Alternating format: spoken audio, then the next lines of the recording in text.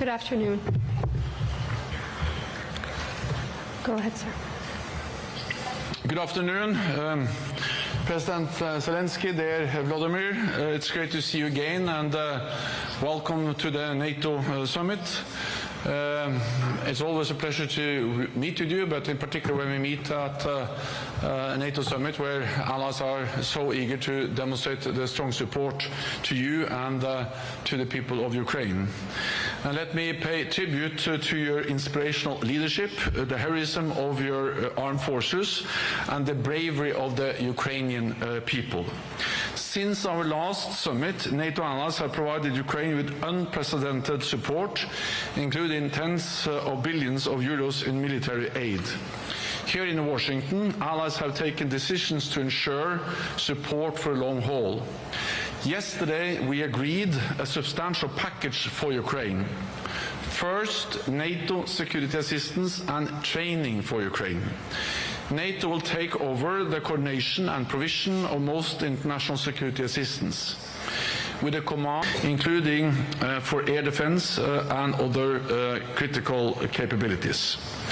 These donations will help save lives and help beat back Russian invaders. Fourth, more bilateral security agreements with Ukraine.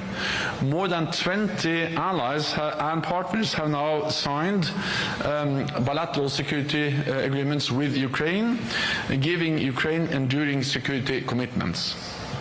Fifth, deepen military interoperability. We will work more closely with the Ukrainian armed forces, including through a new NATO in Poland, and by deepening our cooperation on innovation and defense industrial production. President Zelenskyy,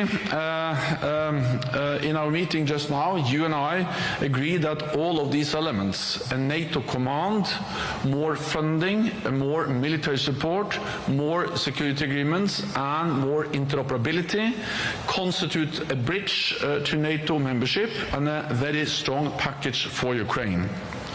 Ukraine's future is in NATO.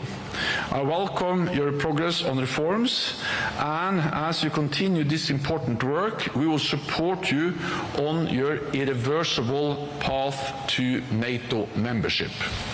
Shortly, we will meet in the NATO-Ukraine Council, which we established last year at the Vilnius Summit, and discuss how to deepen our cooperation even further. So once again, President, dear Volodymyr, it's great to have you here. You have the floor. Thank you very much, Jens. Thank you so much for invitation. Dear Jens, dear your team, and dear journalists, I'm grateful to you for your attention to Ukraine and for supporting our people and our absolutely just cause, the defense against Russian aggression. It is Russia that invaded our land. It's Russia that wants to take our lives. It's Russia that kills and destroys, and through this war against Ukraine, it wants to show what awaits other countries if we do not endure. That is why we must endure. That is why we must preserve our unity, all partners. And that is why we must strengthen ourselves so that Russia does not succeed in making the world accept to the notion that wars of aggression are normal. Dear Jens, I want to thank you for all these meetings, for all these years, for all these steps of our cooperation. Thank you so much, and the allies has truly become stronger, and all that we have achieved together will continue to work for the benefit of all partners. Now, within the framework of this NATO summit, we have concrete successes, and very important for us, for our people, our children, very important decisions. First of all, we appreciate the decision on air defense, 5 Patriots for Ukraine and dozens of other systems, and we expect them to be delivered as soon as possible so that as many lives as possible can be saved. Second, a year ago, we began, you said about it, we began working on a new and strong architecture of security agreements. At that time, the G7 declaration in support of Ukraine was signed, and over the past year, 32 countries have joined the declaration, and today we signed another security agreement, now with Romania. There will be more signings. Each agreement makes us stronger and will be in effect for the entire duration of our path to NATO. Today we will endorse the Ukraine Compact, and this document is a success for Ukraine as it develops our security architecture. We will definitely implement every point. We have more than enough energy for this.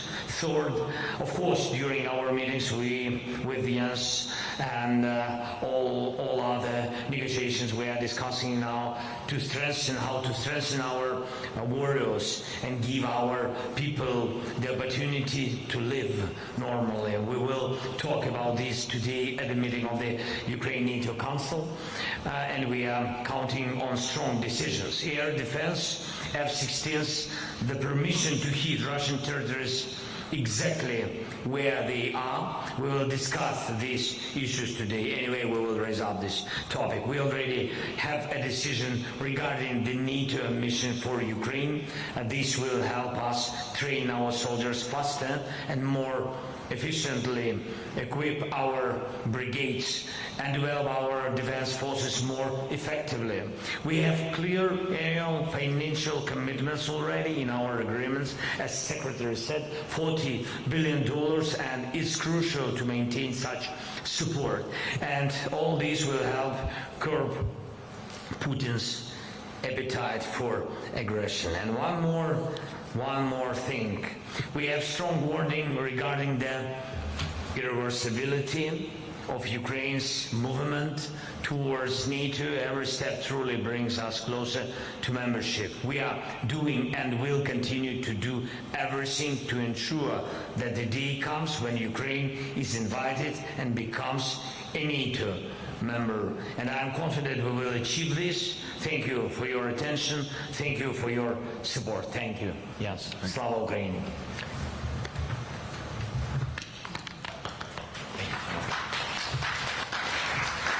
Thank you. We have very limited time, so we're only going to take 3 questions because we have to have the NUC start very soon, after which, of course, there will be a statement and there will be another opportunity to engage with the media. I'll start with Reuters. Thank you. Sabine Siebold with Reuters.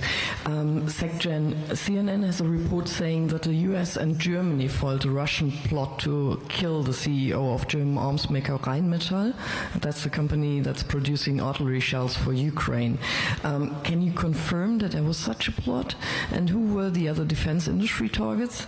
And what measures will NATO take in response to this?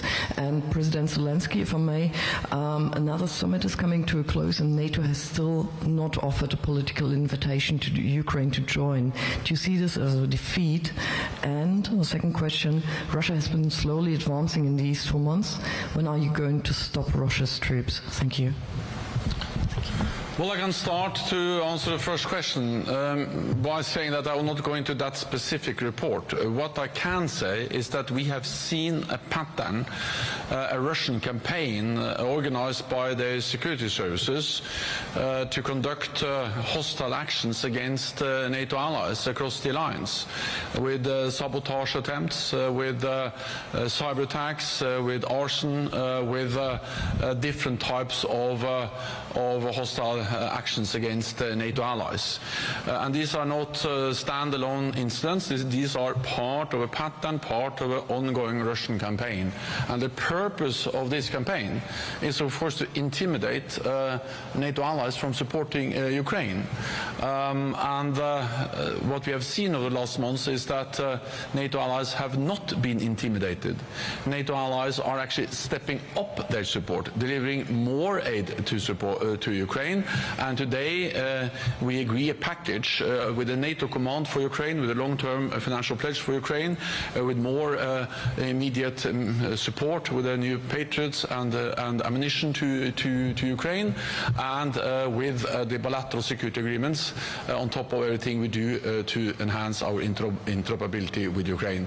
So yes, we see a Russian attempt to intimidate us from providing support, but we see that it has, if anything, the opposite effect on NATO allies. They're actually stepping up their support for Ukraine. Let me add one more thing, is that we have seen arrests across the alliance, in the United Kingdom, in Germany, in Poland, in the Baltic countries, following these hostile actions. And of course there are ongoing legal processes, and what NATO does is also to increase intelligence sharing to help allies to protect against these actions. Thank you so much for your questions. So first of all, we are very close to our goal. I think next step will be invitation, and after that will be membership. It's understandable that we will not be in NATO till the war will be in Ukraine, but I hope that we will prevail. And today I see successes for our people, our families, for them, especially after this brutal attack on our hospital, children's hospital. I think we are not thinking in Ukraine about wording which are close or not close to NATO. We are thinking about real strong steps from very strong people. And we had this speaking about the war, you can't even sometimes use the word success, because success is no war in your country, in your life. Success when you don't lose your family, that is success. And to survive and to win this war, that will be a real success for us. And I think we have to stop speak that for Ukraine, the membership in NATO, this is success. I think this is success for both of us. We strengthen NATO. We're strong guys. We have strong army. And we are fighting against this tyrant, Putin. And that's why Ukraine in NATO, this is both success. But for today, when we speak about very concrete successes, this is success what gives us possibility to live. Patriots, other Iris-T Hawks. I didn't tell all these details, how many different countries and how many different systems we can have. So for us, it's to push them quicker, to have them quicker in Ukraine. That is a success for us for today. Be very honest with you. Thank you. Thank you. Okay, one question, please, because we're very short on time. Interfax Ukraine. Thank you. Irina Sommer, news agency Interfax Ukraine here. Question regarding use of allied weapon to hit target on Russian territory. Can we expect that finally limitation and restriction will be lifted and Ukrainian will be able to prevent future attack on civilians and children in hospitals? Thank you. I think it's important to remember what this is. This is a war of aggression launched by Russia against a democratic, friendly neighbor, Ukraine. Russia invaded Ukraine. That's a blatant violation of international law. And according to international law, Ukraine, of course, has the right to self-defense. NATO allies have the right to help and uphold Ukraine's right of self-defense without becoming party to the conflict. And the right of self-defense includes also the right to strike legitimate military targets on the territory of the aggressor, Russia. And therefore allies have reduced, some allies have not imposed any restrictions at all. It varies a bit between allies, but allies have reduced the restrictions on the use of the weapons delivered to Ukraine. And this has enabled Ukraine to strike legitimate military targets on the territory of Russia. I think it's also important to understand that in the beginning of the war, or actually until quite recently, most of the fighting took place on Ukrainian territory. The front lines were inside Ukrainian territory, so to hit military targets on the other side was to hit Russian military installations on Ukrainian territory. But since Russia opened a new front in Kharkiv, the front line and the borderline is more or less the same. So the only way to hit military targets, missile launchers or airfields which are conducting attacks against Ukraine, is to hit military targets on Russian territory, because the front line and the borderline is more or less the same. And therefore I welcome that allies have loosened their restrictions, and there is no doubt that Ukraine has the right to use weapons. They have received their own weapons, but also weapons that have been donated by allies to hit legitimate military targets on Russian territory. Okay, last one to the BBC. Thank you very much, Jonathan Beale. President Zelenskyy, first of all, have allies loosened restrictions on long-range weapons being used inside Russian territory to hit Russian military targets, or are there countries that are still not doing enough on that? And then separately, I'd like to ask you, you were recently visited by Viktor Orban, who then went to President Putin. Today we hear Viktor Orban is meeting President Trump. Are you worried he's doing backroom deals without you knowing what's going on? And then I'd like to ask the Secretary General the same thing. Did you know he was going to see Trump? Do you know what he's going to talk about? And then just finally, Secretary General, on the decision by the US, the agreement between the US and Germany to allow long-range weapons, US weapons, to go into Germany from time to time. Is that likely to antagonize Russia, or do you think it is a smart move? And if so, why? Thank you. Okay, thanks so much. First of all, answering on your question, first part of your question and previous questions of the lady.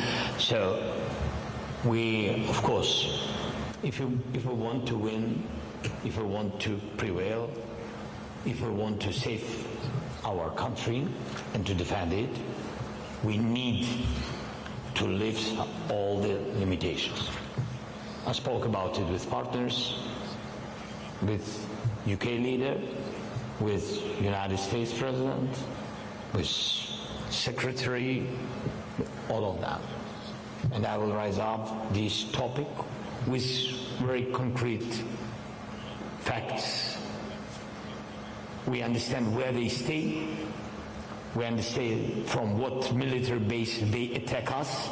And if they attacked us and killed our children in the hospital, that is a crazy question why we can't answer and attack this, especially this person, this military base, where from these guided bombs from jets or missile came, targeted us, killed our children. So for me, that's not rhetoric. For me, it's real plan.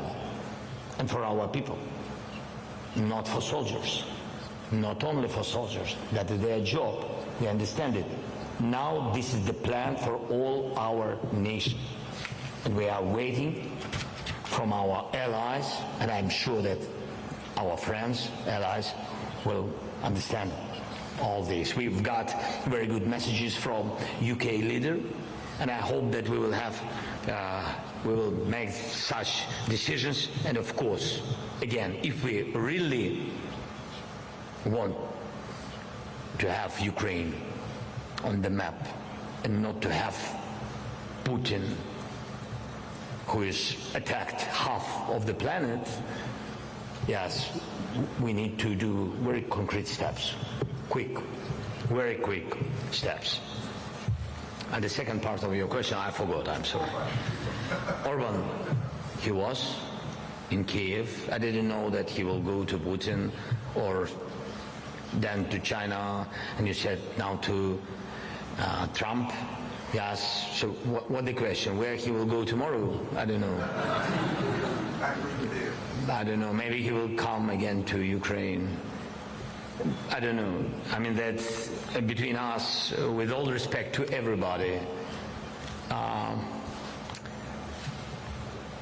with all respect to all the countries, in big and small countries, but we have to understand that not all the leaders can make negotiations. You need to have some power for this. Okay, then on the same questions. So first, I can do the last question first on the issue of U.S. long-range missiles deployed in Germany. Well, they have announced that there will be periodic deployments of these long-range conventional missiles in Germany. That first of all demonstrates the U.S. commitment to NATO, to European security, which I think is a good and very clear and welcomed message. Second, it demonstrates that NATO is about deterrence. The way NATO has prevented war, preserved peace, is by have at all times credible deterrence. We live in a more dangerous world. We have seen the aggressive actions by Russia against Ukraine, and therefore we have stepped up our conventional presence. We have strengthened our collective defense, and periodic deployments of U.S. long-range missiles in Germany is part of that picture, and something I welcome. Then on different meetings conducted by different allied leaders and also the Hungarian Prime Minister, different allied leaders meet different political leaders and also sometimes meet opposition leaders in different countries. And it's not for NATO to try to regulate the kind of travel plans for different NATO leaders. What matters for NATO is that all NATO allies agree on the policy. And we have yesterday agreed a very strong declaration from the 32 allies expressing our support to Ukraine, supporting Ukraine's territorial integrity, sovereignty, and pledging to continue and to step up our support for Ukraine. And I agree actually with what President Zelenskyy just said, that of course language is important, but actions speaks louder than words. So of course the language on membership, the irreversible path to membership, is important, but in many ways what we do concretely together to support Ukraine is even more important. And the fact that we now are stepping up the provision of air defense systems, that enables Ukraine to prevail, and the only way for Ukraine to become a member is that Ukraine prevails as a sovereign independent nation in Europe. The long-term pledge, the NATO command, the bilateral security agreements, interoperability, these are concrete things we will do, finance and do together with Ukrainians. And for me actually these actions speaks louder than the language. The language is important, but more important is actually the concrete actions we are doing together with Ukraine. And all allies have agreed on this. So that matters. That's the language from NATO, regardless of which leaders in opposition or in position different NATO prime ministers or presidents meets. That doesn't undermine or reduce the importance of what we have agreed. Yeah. Okay, thank you, Secretary General. Thank you, President Zelenskyy. We will see you all after the NATO-Ukraine Council. Thank you so much. Thank you so much. This is the hero. No.